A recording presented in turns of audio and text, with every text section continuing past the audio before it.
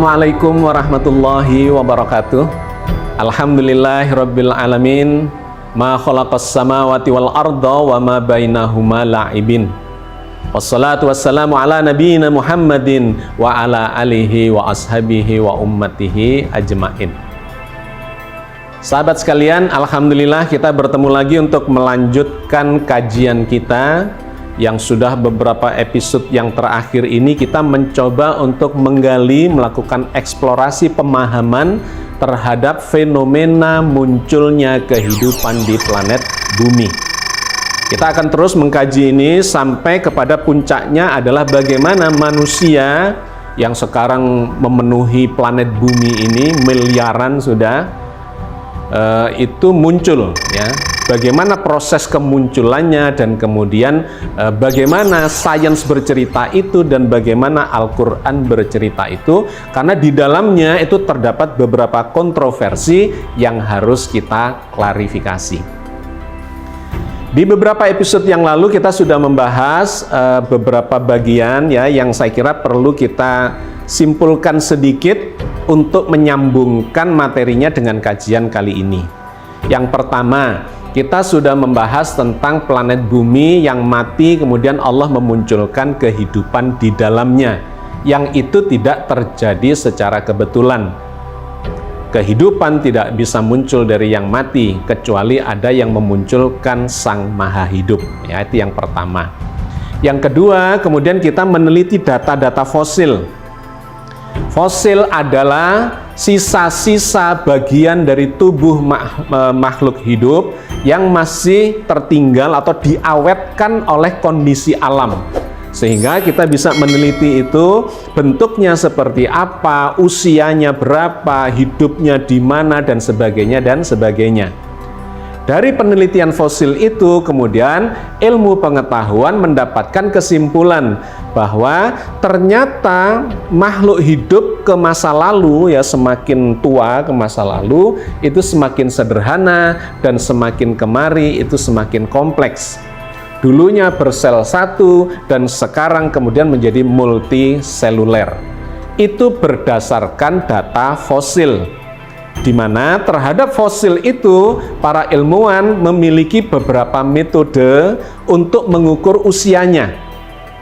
Ya, salah satunya dengan radiometrik atau kemudian dengan yang lainnya menggunakan stratigrafi ya di dalam ilmu geologi, di mana fosil itu berada di lapisan apa, maka itu menunjukkan dia berada di zaman apa. Nah, kombinasi dari beberapa metode kemudian menghasilkan data-data fosil yang sekarang ini dipelajari oleh para ilmuwan di bidang biologi atau arkeologi atau paleontologi atau antropologi. Ya, semuanya itu adalah ilmu-ilmu yang mempelajari sejarah munculnya makhluk hidup, sejarah munculnya peradaban, munculnya kebudayaan, munculnya manusia di planet bumi ini. Oke, yang ketiga, dari data-data fosil itu muncullah teori. Di antaranya adalah teori evolusi. Ya, ini yang kemudian mulai semakin mengerucut kepada kontroversi-kontroversi yang ingin kita klarifikasi.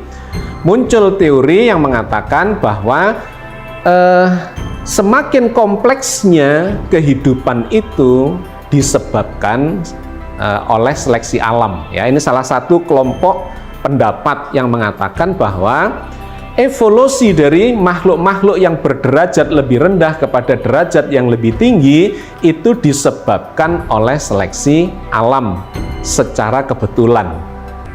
Tetapi kelompok yang kedua mengatakan tidak bisa, kebetulan itu tidak ada. Itu adalah sebuah kesengajaan. Siapa yang menyengaja? Tentu saja Sang Maha Pencipta, Allah Azza wa Jalla. Ya, jadi kita sudah membahas kontroversi antara teori evolusi by natural selection dan teori evolusi by design, ya, godly evolution, yang melibatkan proses penciptaan. Dan di episode yang terbaru yang lalu, di episode ke-20, kita sudah membahas tentang atau keterkaitan proses ini dengan munculnya manusia pertama. yang di dalam agama kita difahami sebagai Nabi Adam. Ya, di sini muncul beberapa kontroversi yang harus diperjelas, harus diklarifikasi. Apakah Nabi Adam itu manusia yang pertama? Nah, kita sudah membahas itu di episode yang lalu bahwa dalam pemahaman yang memadukan secara simultan antara data-data ilmiah dengan informasi keagamaan, sejarah kenabian, ternyata menunjukkan bahwa Nabi Adam itu bukan manusia pertama. Ya, kita sudah membahas ini, silahkan dilihat kembali, disimak kembali videonya di episode yang ke-20. Bahwa dari sisi saintifik, manusia modern seperti Adam dan kita semua ini sudah muncul fosilnya di sekitar 200.000 tahun yang lalu. Tetapi kalau kita telusuri dari sisi sejarah keagamaan, maka Nabi Adam itu eranya, zamannya ada di sekitar 6.000-7.000 tahun yang lalu, atau maksimum tidak lebih dari 10.000 tahun yang lalu. Ya, dengan mudah Anda bisa menelusuri ini dari sejarah, tarik mundur kepada Nabi Muhammad, kepada Nabi Isa, kepada Nabi Ibrahim, sampai Nabi Adam, maka Anda akan menemukan era Nabi Adam itu baru di sekitar ribuan tahun yang lalu, di bawah 10.000 tahun yang lalu. Ya, kita sudah membahas itu secara runtut dari episode ke episode. Hari ini saya ingin mengajak Anda untuk melangkah lebih jauh lagi. Ya, melakukan klarifikasi terkait dengan pendapat yang beredar di sekitar kita bahwa katanya teori evolusi itu mengatakan bahwa manusia berasal dari kera. Ya, ini harus kita klarifikasi karena pendapat ini ternyata salah, bahwa manusia itu bukan berasal dari kera. Tetapi penjelasannya ya kita harus masuk ke metode saintifiknya, metode ilmiahnya, sebetulnya masalahnya itu seperti apa.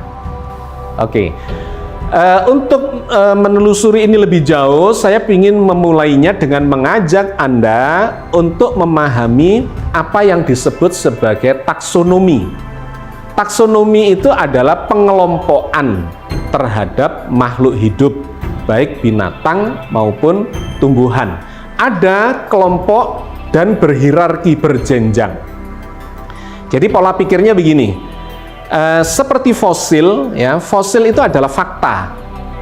Artinya ini bukan teori, fakta itu kita menemukan kenyataan di lapangan bahwa ada peninggalan sisa-sisa makhluk hidup yang diabadikan di dalam tanah misalnya, atau dalam bebatuan, atau dalam timbunan es dan seterusnya. Nah, maka dari sana bisa dibikin klasifikasinya bahwa makhluk-makhluk berderajat rendah usianya dulu sekian miliar tahun, ya 3,5 miliar tahun, kemudian beranjak terus sampai sekarang, itu tambah kompleks. Itu adalah data. Nah, dalam biologi dikenal ada taksonomi, yaitu penggolongan atau pengelompokan terhadap makhluk hidup. Bahwa faktanya, ya ini bukan teori, sekali lagi, faktanya di sekitar kita ini banyak makhluk hidup yang jenisnya sangat beragam, di antaranya memiliki kesamaan-kesamaan. Ada kesamaan bentuk atau kemiripan, ya, kemiripan tidak sama persis, ada perbedaannya tapi mirip. Satu. Yang kedua, ada kemiripan fungsi. Dua. Yang ketiga, ada kemiripan DNA, genetik. Ya, ini terkait dengan perkembangan sains yang terbaru dalam bidang biologi molekuler, ya, terkait dengan genetika. Maka pengelompokan itu tidak hanya berdasar bentuknya, tetapi juga fungsinya, dan kemudian dilihat di dalam inti selnya itu ada susunan genetikanya yang ternyata kalau diteliti itu bisa memiliki kemiripan antara satu binatang dengan binatang yang lainnya. Jadi perbedaan paling mendasar antara binatang dengan binatang yang lainnya, tumbuhan dengan tumbuhan yang lainnya, itu yang paling mendasar bisa dilihat pada susunan genetikanya. Karena kita sudah membahas tentang genetika itu, bahwa desain penciptaan makhluk hidup itu ada di dalam genetiknya. Ya, yang membedakan kenapa seseorang memiliki mata biru, yang lainnya matanya coklat, kulitnya kuning, yang lainnya kulitnya kemerahan, rambutnya keriting, yang lainnya rambutnya lurus, dan seterusnya, itu ternyata semuanya terdapat di dalam genetikanya. Maka orang yang berbeda, makhluk yang berbeda itu pasti genetikanya berbeda. Nah, tetapi ada kemiripannya. Nah, kemiripan itu digunakan untuk menyeleksi pengelompokan itu. Oke ya, jadi taksonomi adalah upaya para ilmuwan untuk mengelompokkan, menggolong-golongkan, memudahkan memahami makhluk hidup. Karena ternyata, oh ini ada kelompok misalnya binatang buas, ya, pemakan daging, kelompok pemakan tumbuhan, kelompok omnivora yang pemakan ya tumbuhan ya daging, misalnya gitu. Ada yang masuk reptil, ada yang masuk binatang menyusui dan sebagainya dan sebagainya. Ya, dengan cara itu para ilmuwan kemudian bisa memahami, ya, membangun kepahaman terhadap kehidupan itu dengan lebih detail. Oke, di dalam taksonomi kita mengenal ada 7 hierarki. Atau sebelum itu ya, begini, cara memahami secara sederhananya. Bahwa ciptaan Allah itu tergolong, ya, terkelompok dalam 2 golongan besar, benda mati dan makhluk hidup. Ya, ini cara berpikir hierarkinya. Benda mati dan makhluk hidup. Oke, tentang makhluk hidup sekarang. Benda mati kita tinggalkan karena kita tidak sedang mengeksplorasi kepahaman soal benda mati. Makhluk hidup itu digolongkan lagi menjadi 2 kelompok besar, ya, yang disebut sebagai kerajaan animal atau kerajaan binatang dan kerajaan tumbuh-tumbuhan.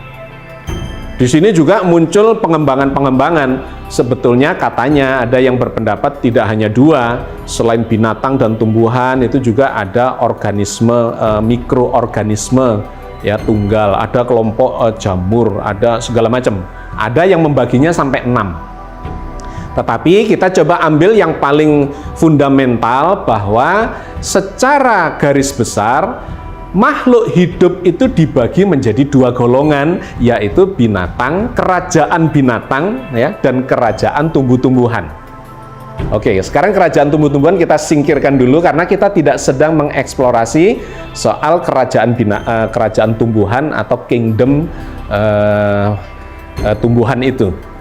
Kita masuk mencoba mencermati lebih detail pada kerajaan binatang. Nah, di kerajaan binatang atau kingdom animalia itu ada pengelompokan lagi di bawahnya.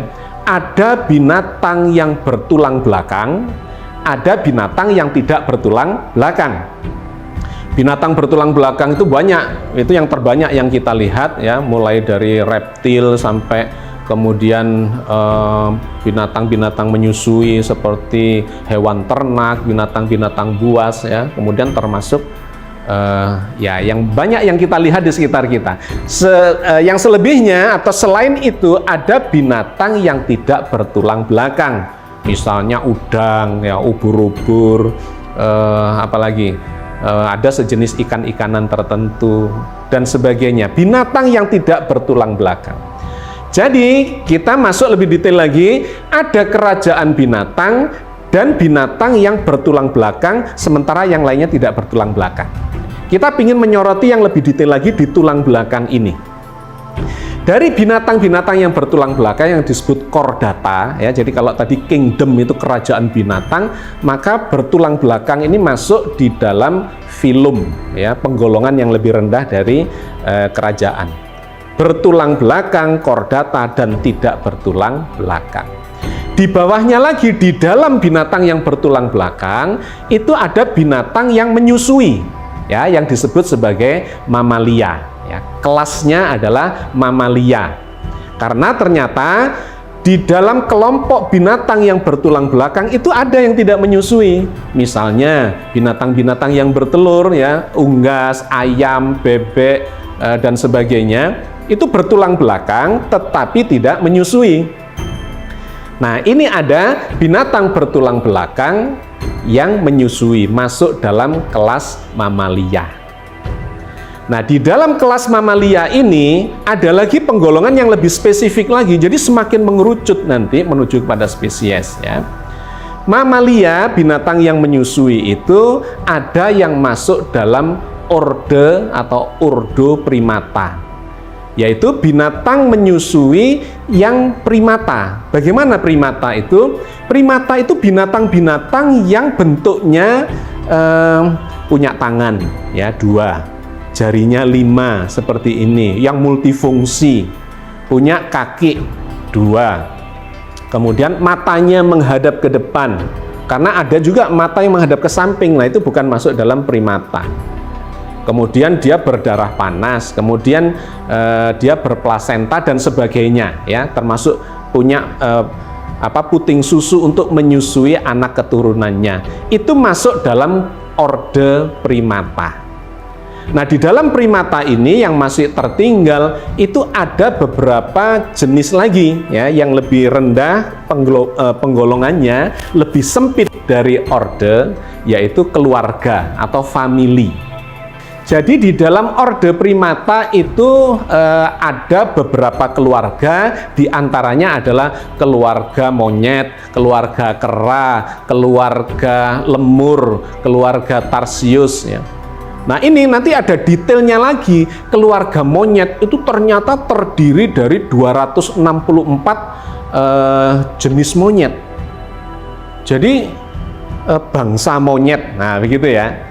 Itu masuk di dalam famili ya, kelompok famili keluarga. Ternyata monyet itu berbeda dengan keluarga kera. Nah, selama ini kan banyak yang berpendapat atau berpikiran ya, berkesimpulan bahwa pokoknya binatang yang bergelantungan itu ya, yang seperti itu berbulu, hidup di hutan, suka lompat dari pohon-pohon dan kemudian segala macam itu sama saja kera atau monyet. Ternyata bukan. Dan monyet atau kera itu sesungguhnya bukan nama spesies, bukan nama binatang secara khusus, melainkan nama pengelompokan. Dalam kelompok bangsa monyet itu ada sekitar 264 jenis monyet. Wah, namanya macam-macam. Sedangkan dalam keluarga kera ya, yang dianggap ini dulu kera itu mirip dengan monyet atau sama saja, sesungguhnya itu dari keluarga yang berbeda. Keluarga kera itu berbeda dari keluarga monyet ya. Di antara perbedaannya adalah kalau monyet itu punya ekor, tapi keluarga kera itu tidak punya ekor. Yang masuk dalam keluarga kera itu adalah gorila. Ya, gorila itu adalah kera besar, yang paling besar sampai sekarang, yang dalam catatan sejarah fosil tentang makhluk hidup itu ada yang tingginya sampai 3 meter. Itu adalah keluarga kera yang paling besar ya, gorila. Tetapi selain gorila, di dalamnya ada lagi simpanse. Ini juga dari keluarga kera. Simpanse itu lebih kecil ya. Simpanse ini hidup di Afrika. Sama dengan gorila juga banyak hidup di Afrika. Ada beberapa jenis dari simpanse itu. Yang ketiga, di dalam keluarga kera ini ada yang namanya orangutan. Nah, ini ada di Indonesia. Ya, ada orangutan yang jenisnya tinggal di Kalimantan, ada yang di Sumatera. Orangutan. Nah, yang keempat dalam keluarga kera ini adalah manusia. Jadi manusia, simpanse, gorila, orangutan itu adalah dalam satu kelas, dalam satu keluarga yang disebut sebagai keluarga kera. Maka kera itu sesungguhnya bukan nama binatang, tetapi nama kelompok, nama keluarga. Misalnya nih, binatang buas, itu kan bukan nama binatang. Di dalam keluarga atau kelompok binatang buas, misalnya yang karnivor ya, itu ada misalnya macan, ada serigala, ada segala macam gitu ya, kucing dan sebagainya.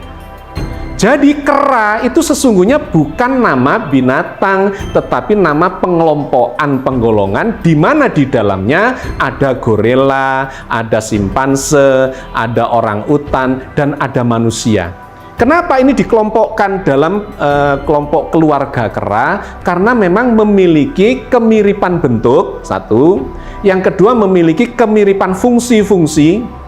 Ya, jadi organ-organ tubuhnya, jantungnya, matanya, tangannya, struktur-struktur dalam tubuhnya itu fungsinya memiliki kemiripan, sangat mirip.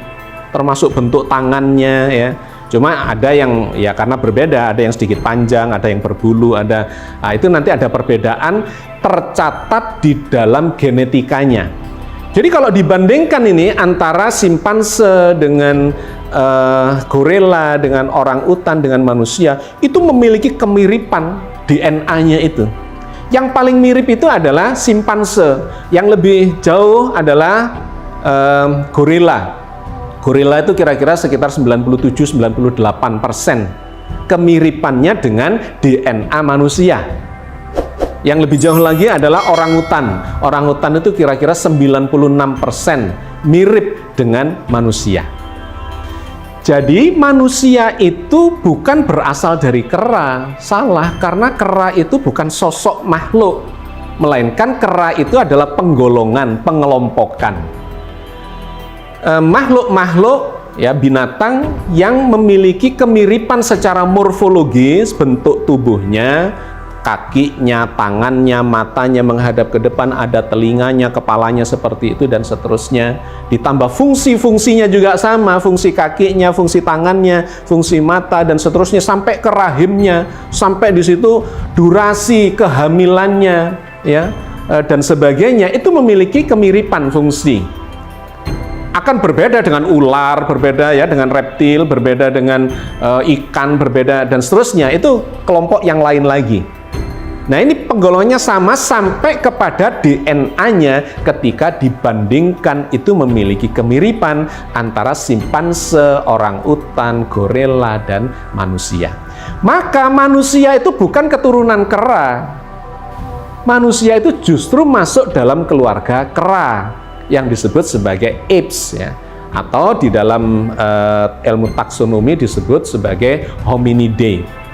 Berbeda dengan monyet ya, Cebidae ya, monyet itu di dalam keluarga yang berbeda.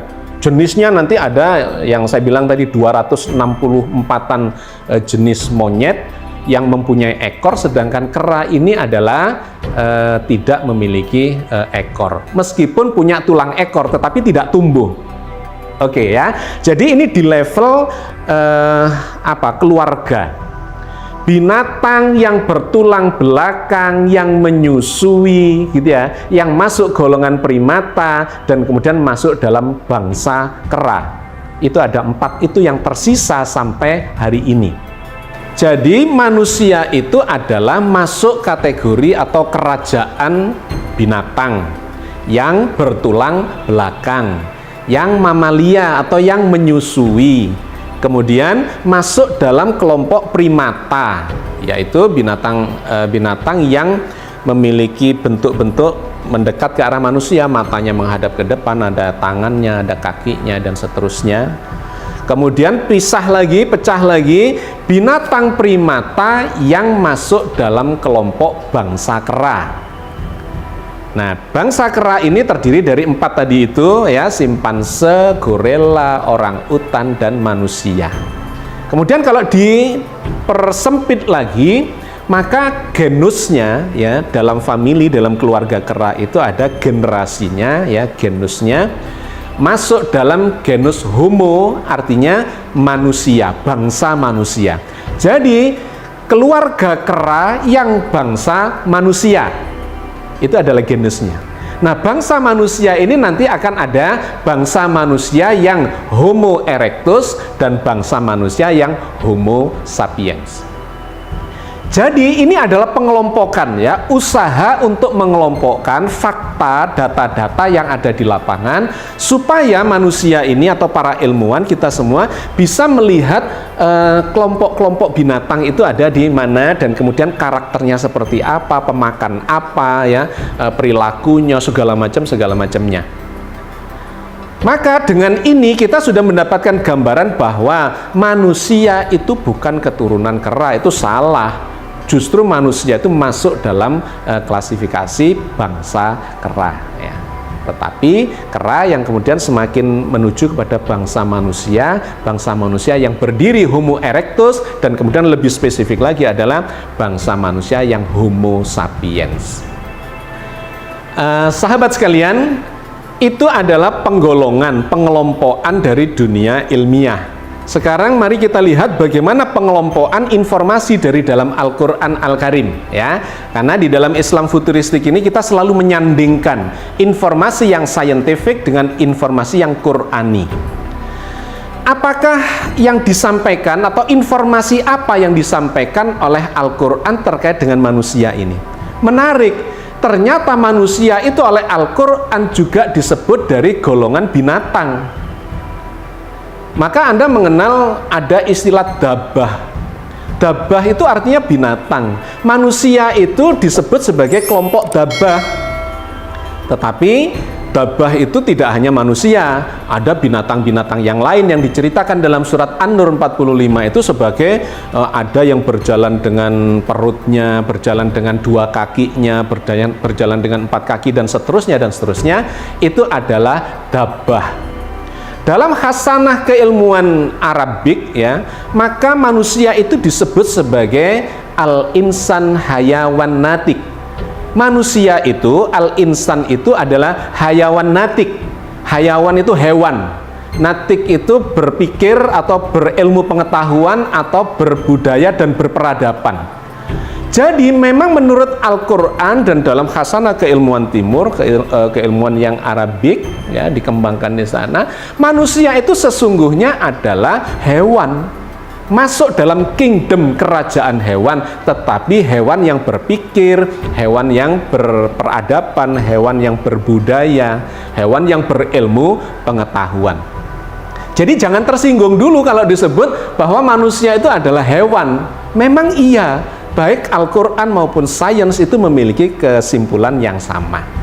Nah, ini di dalam Al-Quran diceritakan dalam sejumlah ayat, ya. Kita mencoba mengambil beberapa ayat di dalam Al-Quran yang menunjukkan klasifikasi manusia itu. Yang pertama, manusia disebut sebagai dabah, ya. Ini diceritakan oleh Allah di dalam surat Al-Anfal ayat 22. A'udzubillahi minasyaitonirrajim. Bismillahirrahmanirrahim. Inna syarad dawabi indallahi summul bu'mul ladzina la ya'kilun. Sesungguhnya binatang yang seburuk-buruknya di sisi Allah ialah orang-orang yang tuli dan bisu karena tidak menggunakan akalnya.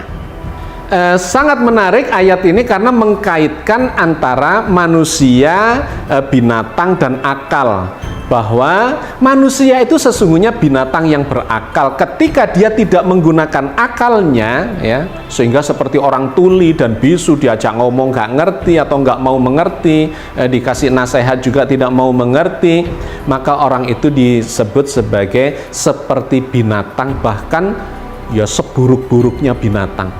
Jadi Al-Quran sudah menggunakan istilah binatang untuk manusia itu. Di ayat yang lain lagi juga diceritakan orang-orang yang tidak menggunakan akalnya, maka dia disebut juga sebagai binatang, tetapi dengan istilah yang berbeda, ya, dengan istilah Al-An'am. Ini diceritakan Allah di dalam surat Al-A'raf ayat 179.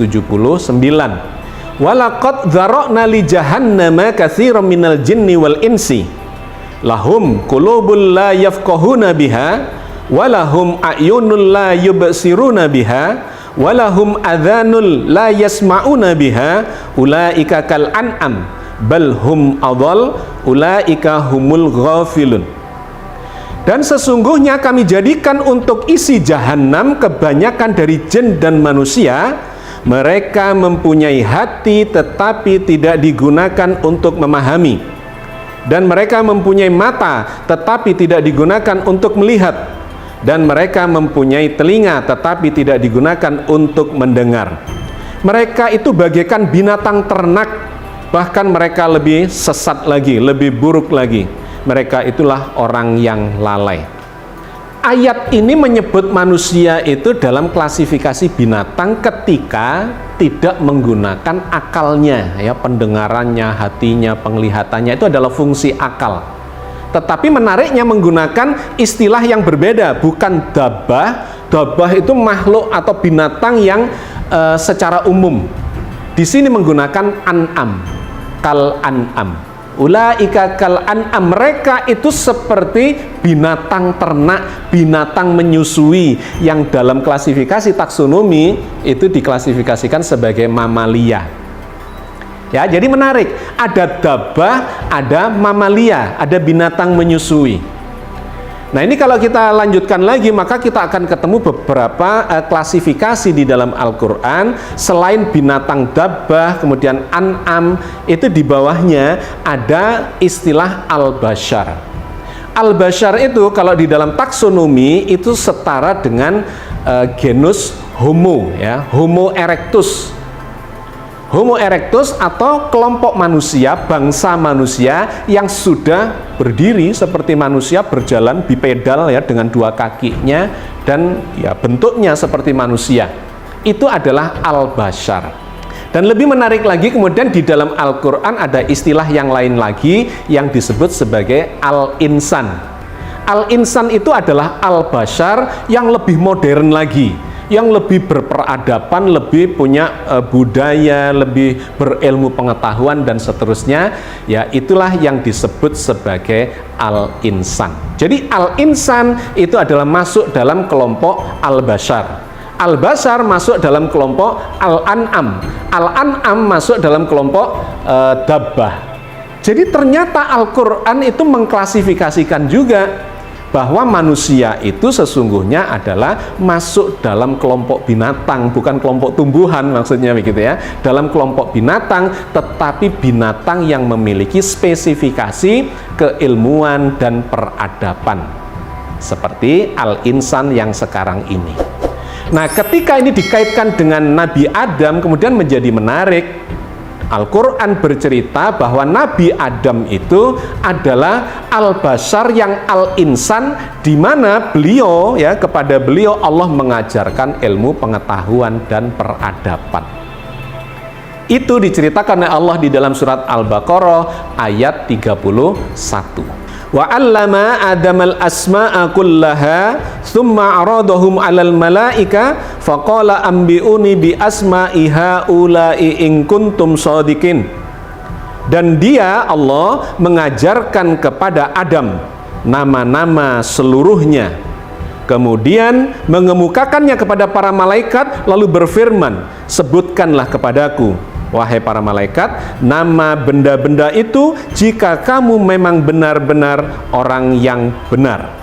Kalau kita mengacu kepada ayat ini, maka kita mendapatkan kepahaman bahwa Nabi Adam itu adalah puncak dari kreasi atau penciptaan makhluk hidup di muka bumi, yaitu sebagai al-insan.